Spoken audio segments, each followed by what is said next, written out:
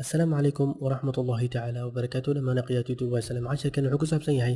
sidee faylkii aan kala soo degnay internet-keena oo mobilkeena kusoo download-gareynay hadduu ahaa faylasha oo sida gamemka faylasha banaanka keenta winrar u samaysan sidee mobilkaaga dhexdiisa aad ugu dhex furi kartaa aan installation ugu dhex samayn kartaa marka aan bilaawno sidaan u isticmaali lahayn Welcome to my YouTube channel.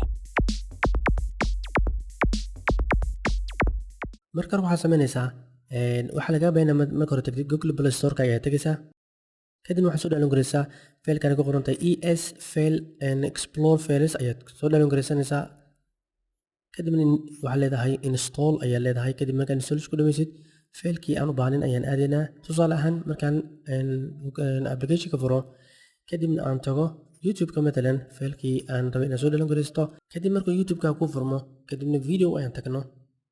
videoga ay ratay inaad kasoo download garaysatay ayaan ka wadaa kadibna videoga aan ku dhufano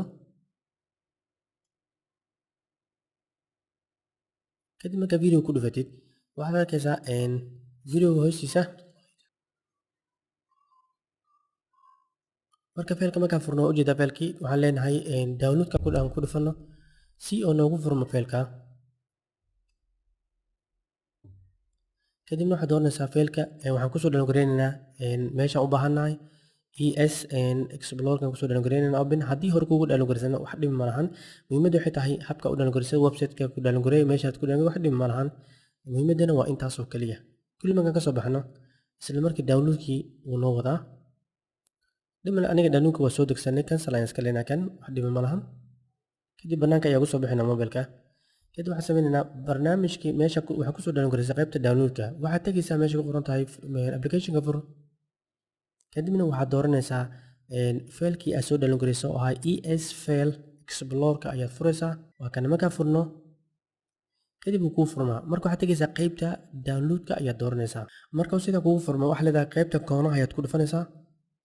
kadibna waxaa kusoo baxaya sidan waxaa ka doonaysaa qaybta downloadka faylasha aad soo download garaysay ayaad ku dhufanaysaa kadib markuu ku furno qaybta downloadka faylkii aad soo download garaysatay anig kan waa kii aan soo download garaysanay kan waa kii labaad oo ku qoray kan marka koowaad aan ku dhufano kadibna faylkii si automatic waa ujeedaa faylkii inta ayaad ka samayn kartaa installation marka faylka waa ujeedaa way fudud tahay hore ayuu ugu jiray faylkaas marka sidaas ayaad u isticmaali kartaa programka qaybta downloadka ayaad imaanaysaa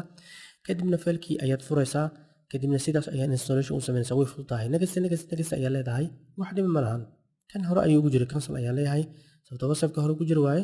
kanna waxaan sameynaynaa tusaale ahaan inaan ku shubno kan ayaan ku shubaynaa kan waa ku jirin baag iska soo dheh marka faylka muhiimadda waxay tahay markaa faylka geshid in aad downloadka tagtid kadibna faylkii aad rabtid inaad furtid sidaas ayuu kugu furmayaa marka faylka u baahneed ayaad sidan installation soo samaynaysaa marka insha allah bidna kadib way kuu fudud tahay waxaan rajeyn doonaa inaad si fiican fahmi doontaan faylkii aad soo download garaysatana sidaas ayaa kugu furmayaa faylkaas ayaana kuu furaya insha allah bidna kadib haddii fikrad aad ka qabtid wixii aan video soo qoray ay qalab tahay insha allah fikrad aan isla taagna waana mahadsantahay insha allah bidna kadib السلام عليكم ورحمة الله تعالى وبركاته وجزاكم الله خيرا